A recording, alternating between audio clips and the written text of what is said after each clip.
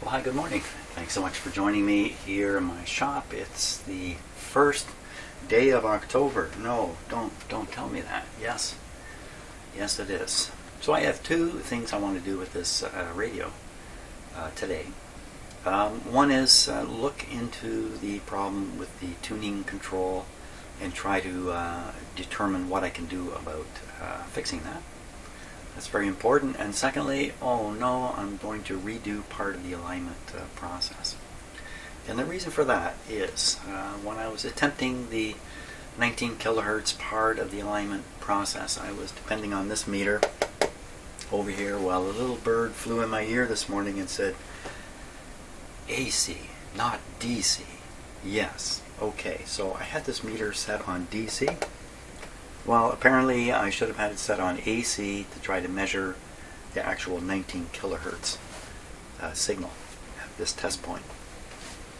So that kind of threw me into a bit of a tizzy there when the meter didn't respond, and I also let go of another part of the process, which was measuring the left channel or right channel output while adjusting the channel separation. I just ended up depending on my own hearing. So I think the radio's in good shape, but I can't really know for sure that I got it as good as it could be, or that there isn't some significant improvement that could be made if I only did it the right way. So I'm going to do that too. But first, why don't we take a close look at the mechanical issue with the tuning control and see what the next best thing to do about it might be. There's a close-up of the critter. Let's give it a little more light here. So, right. If I push one of these push buttons down here, and you watch that yellow gear,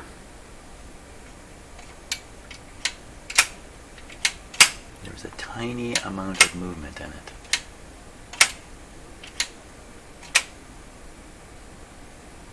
Now, the gear is supposed to be engaging and disengaging with the front knob. It's engaged at the moment.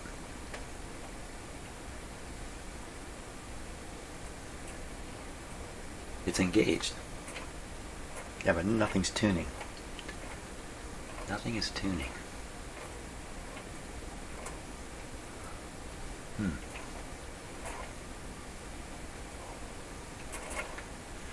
So I had reasoned out earlier that the yellow gear must be sliding over the tuning shaft. Let me turn the tuning shaft here.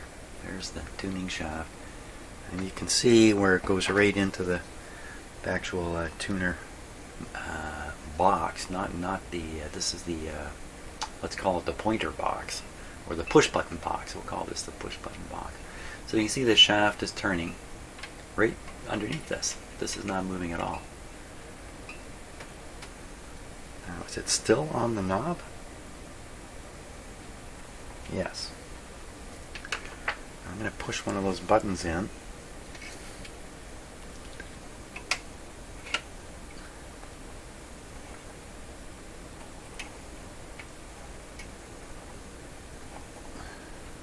Oh, so I think I see what the metal plate is. The metal plate is touching the end of the small gear.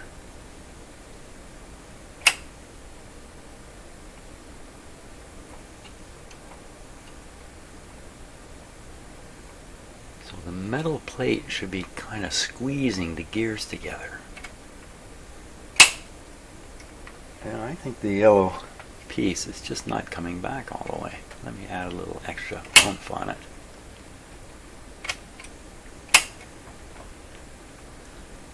The other part I'm having a big problem with is when does that clutch is supposed to separate? I'd reasoned something out.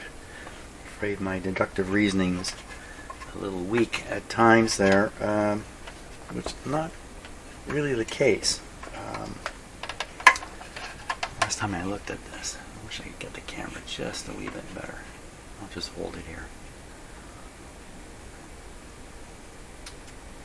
I wonder if it's supposed to separate when the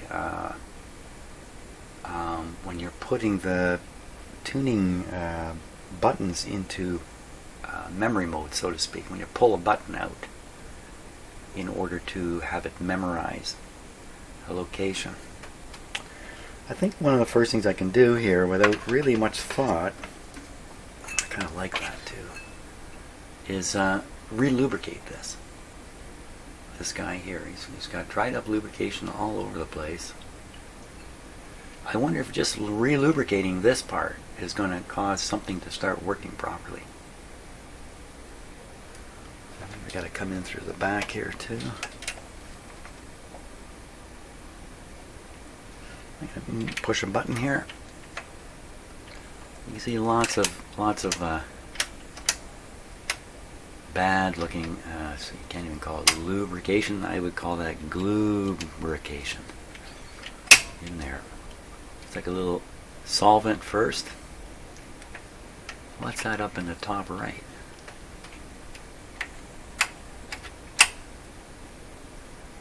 Some levery looking thing up there.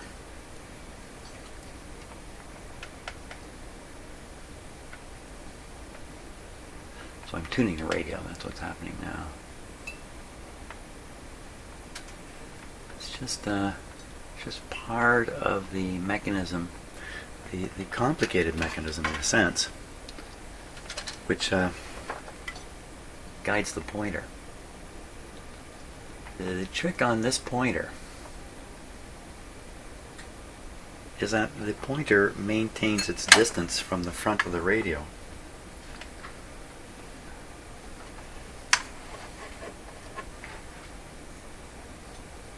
Where are you?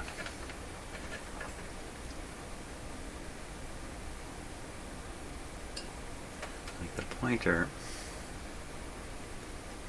comes across. What am I looking at? It's not the pointer. Wait a minute. There it is. The pointer comes across and manages to maintain a fairly steady distance away from the front plate. And that's a bit of a mechanical trick to make that happen.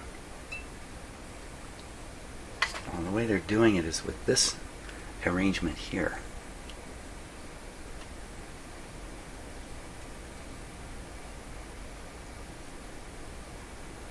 And then this major moving parts down in here are the parts that remember the settings. Now what's the purpose of this piece right here? It's a spring.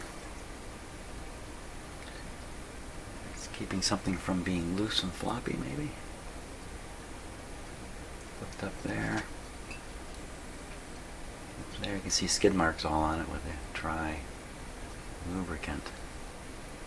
There's lubricant on the corners of this piece here. That could just be a mistake. Imagine making these in a factory. Somebody's doing this part. They're on their bench. They keep building more and more of these. By the end of the day, they're not even looking at what they're doing. What's a little extra grease going to do anyway? Okay, the mechanism seems to work fine. It seems to work fine, but that may not be the case. There may be something stuck in there. Some gears here.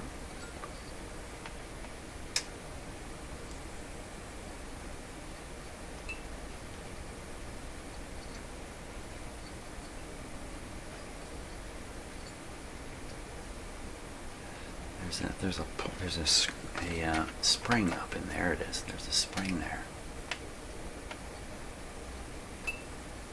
The spring doesn't really seem to get stretched in or out, so I think this is just like a maintenance of tension. Probably to avoid, backlash and looseness. Like when you turn the wheel, you expect a little bit of play in it. Like remember playing the steering wheel? Do you guys remember playing the steering wheel? My God, when I was a teenager, my friend's car had almost a half turn of play in the steering wheel. Yeah, it was probably close to half turn. That's crazy driving that. You're pretty busy on the steering wheel driving a car like that. But this one, there's no backlash, and that's an important thing in all tuning mechanisms. That, or Backlash is snapback, like you let go and the thing comes back a bit. And the other thing is just looseness and play. There's nothing, no looseness and play in here. Many springs behind the buttons, but those would be specifically to push the button out. Ooh, that button didn't come out. It's stuck. That's because of the lubricant down here. And there's the spring down there. What's that guy doing? What's he doing there? I don't see anything happening.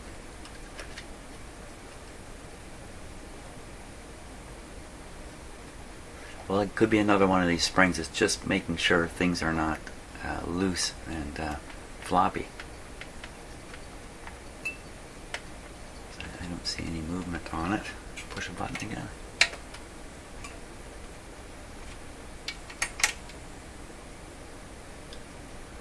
Now, maybe we get the mechanism working right.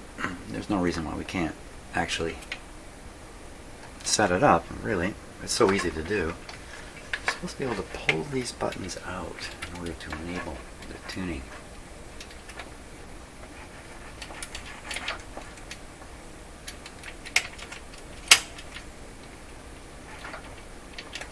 Wow, there's just no way. There's no way that's coming out. I'm going to pull hard enough in this one. That's what's going to happen. Pull hard enough, they're all going to go like that. So if you can't memorize, if you can't reset these buttons, then there's no use paying much attention to them. But I think I will do a general solvent attack here. I'm going to attack this with alcohol to start with. And that, at the very least, will loosen up any of the existing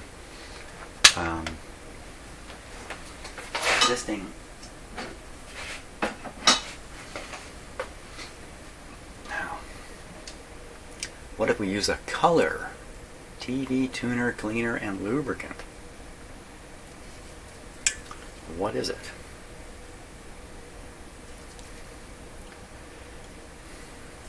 So it says on it, flammable. And they've put this direction sticker over, covering a very important part of the message here. They partially covered the word non-flammable. What's that mean exactly? That means it won't catch fire. The container may explode if heated. Safe for all plastics. Non-drift. This is suggesting this is not going to go into components and affect them. $1.49. What is it though? Contents under pressure. Come on, cough up. I'm guessing it's nothing but alcohol. Keep away from open flame and spark.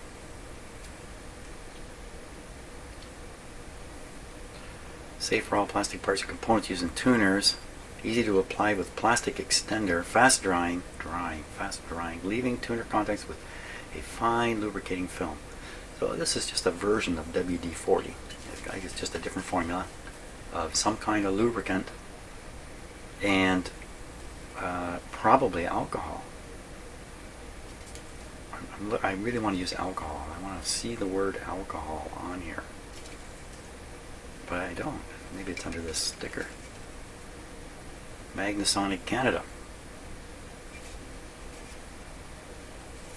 That's not a sticker. That's just the end of the label coming over. They are keeping it secret. What is in here? Keep out of reach of children. Well, I can't use it now. Let's try another. Contact and head cleaner. Very flammable. Poison. Doesn't sound so good.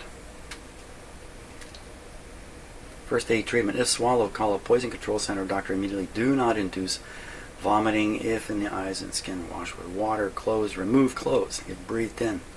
Move person into fresh air. Well, what is it? Don't they have to tell you? There it is. Contains isopropanol, isobutane, and propane. So isopropanol is a fancy word for alcohol. Does it say keep out of reach of children? I think this is good for children. Good. Okay. What kind of a mess can I make with this?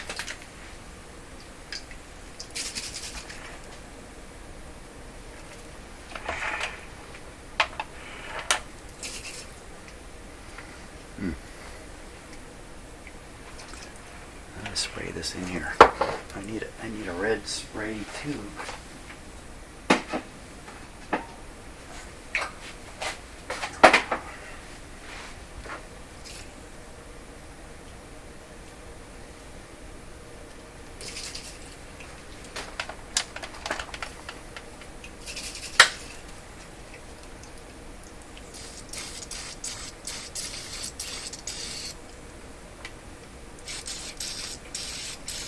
Smells like alcohol.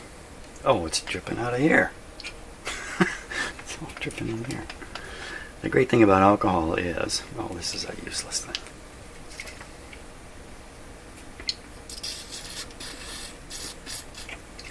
Come on, I can't tip the can. This is a pretty... Yeah. This is good.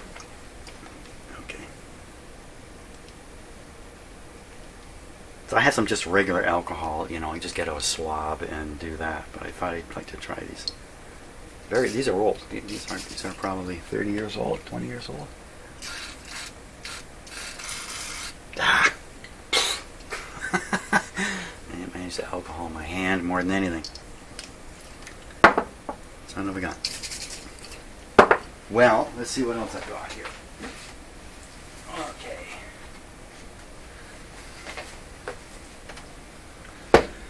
Okay, it's a stunning situation, but I actually have a can of deoxit. Yes, I have the real stuff, but I'm not going to use that on this.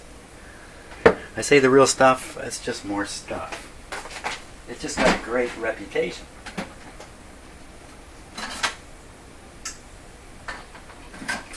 What else have I got here? I've got another kind of like, this is a WD-40 type lubricant. I've got a powerful solvent here. I don't think this is quite what I want to use. I got cans of stuff. Lots of cans of stuff here. But nothing, you know, WD-40 is pretty attractive to use. I think I'm going to do that. So WD-40 is oil and solvent. There's very carefully selected oils. Secret selection of oils. I'm pretty sure this can's going to spray quite well here.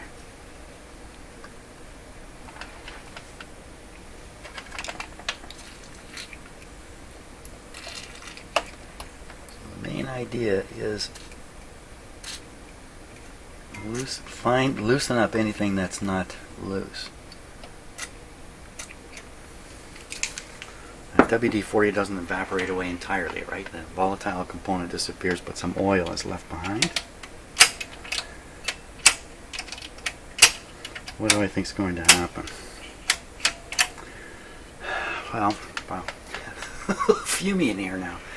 This piece will start moving better. That's what I'm hoping.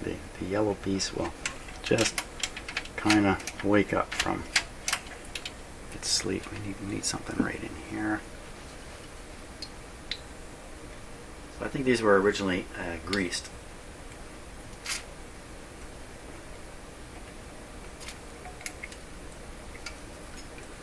And so, you know, oil is, well, if it wakes up the old grease, we're in business.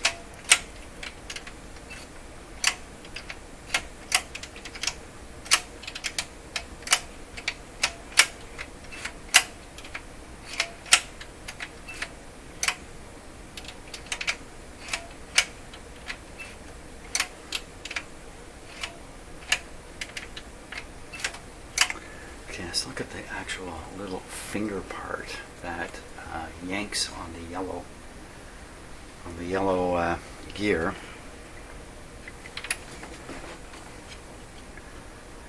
Why is it not yanking? It seems to have very little yank power. Okay, first off, does it appear to be bent? out of shape. Well, who's to say? It looks like it's going straight into the groove, but that lower piece is not straight up. Now, if it were straight up, that would pull the yellow gear farther back, but right now the gear should be in engagement position. So turning the knob, where's the knob? Turning the knob turns the wheel, but yeah, it should be turning that too. So the theory here is this piece is not traveling to the left far enough.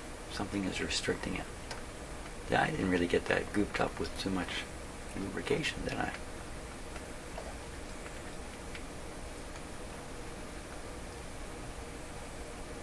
Yeah, I can throw a little more in there.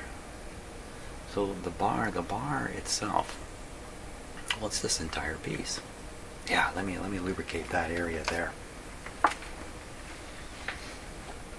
Looks like I kind of missed the key spot. Let me turn off the hyper power light.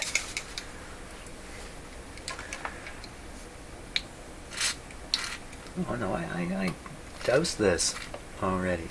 No, doused it again. It's redoused.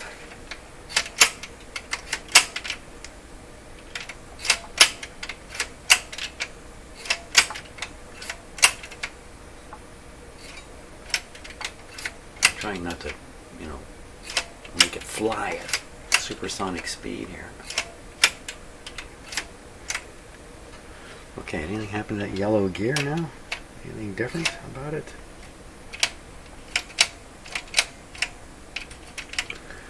If I were the yellow gear, I would want to separate right at the beginning of the plunging of the button.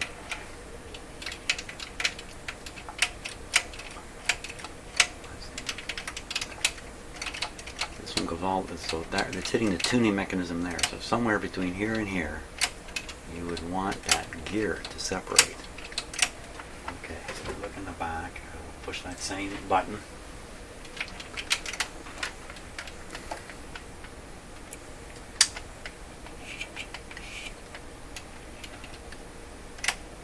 Yeah, so you see it comes out, and within a moment it's striking that bar. But look at how far it comes. It's like that bar could be over to the left quite a ways.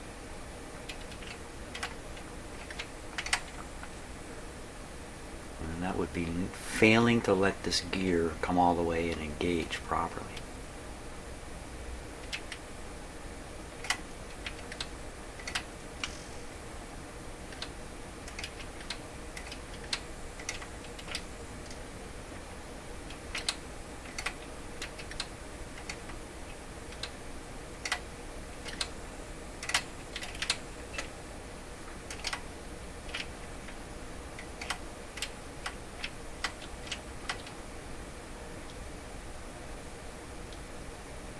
But I've tried to push this bar over myself before, and it wouldn't go anywhere. Let's see if I can just hook my camera here.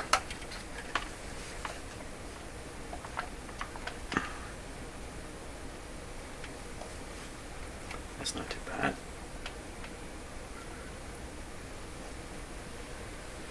Okay. Now I'm going to try and move that. I was only going to examine this and then carry on with the alignment thing, but now I'm deep into it here. How can I move it? That's right, I was putting in wedging here. So this is a powerful pull on it. What all is moving? Just the bar.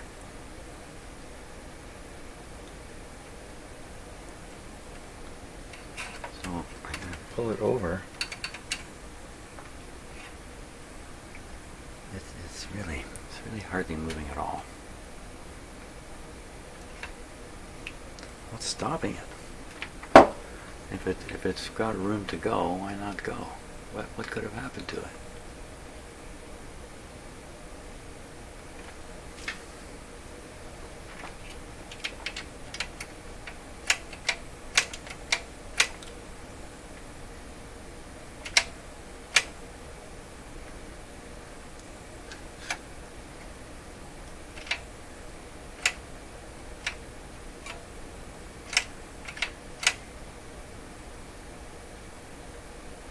So if you look, there's room for this piece to go further to the left, the way they've designed it. And you would think this kind of thing might have a stop point where it's supposed to move to the left till it hits a stop. And would that be the stop right there? This piece right here.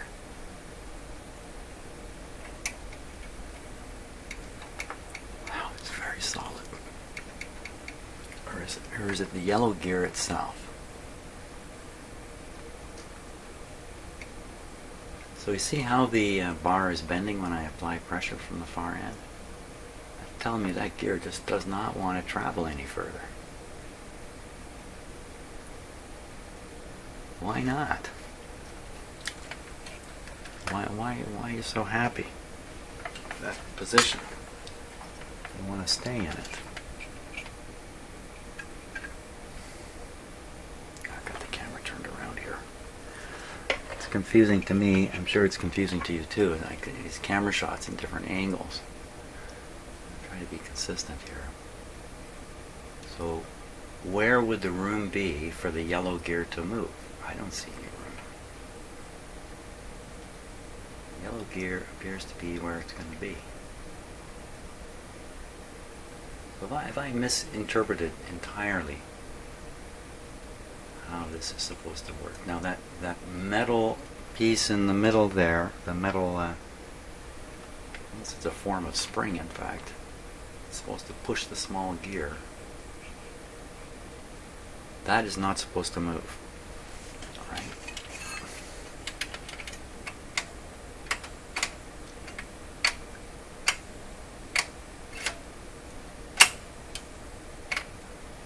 So if you look, it's hard to see, but right at the yellow piece, where the yellow piece meets the metal plate, when I push the button in, you can see it's separating from the plate. The idea is, in this position, turning the yellow gear should turn the plate, and that in turn will turn the a clutch which never ever does anything.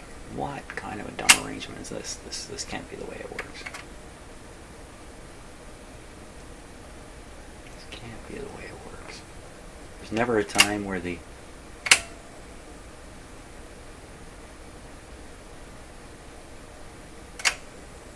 So if doing this were intended to pull the clutch apart, the clutch, you can see it's bumped up tight down there against that metal plate, and the metal plate is hooked up or is pushing on the little tiny gear from the knob. How can this all work? How could you possibly separate the clutch and go in the other direction? The other half of the clutch, the outer half, is the part that moves. I'm going to pull on the wheel here. I'm pulling on the tuning wheel. No, there's no play in this shaft whatsoever. It's the simplest looking thing, and I cannot sort out how it is they expect it to work. It looks like, again, strained deductive reasoning here.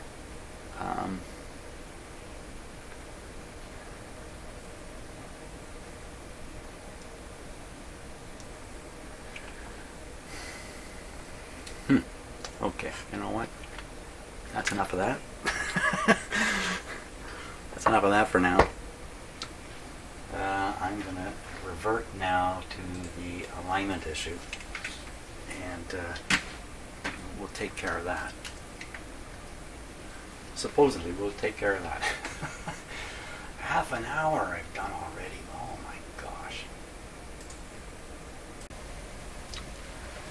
Well, I spent another hour fooling around with the alignment on this radio.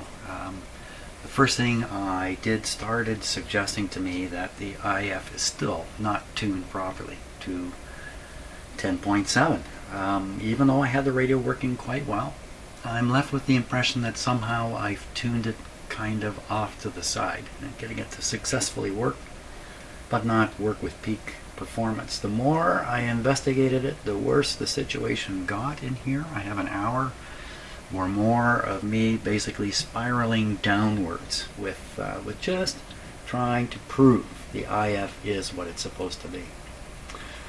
So I'm not going to force you to watch all that, because I end up basically nowhere in the end. And tomorrow I'm going to deal with that aspect of the radio again. So I have a bit of an idea of what I can do to maybe correct whatever it is. So thanks a lot for watching the knob video. I'm still not sure what I'm going to do about that either. Oh my gosh, what a situation. But it's a beautiful day outside, and that's where I'm headed. So again, thanks a lot for watching, and I'll be in here taking a run at this tomorrow.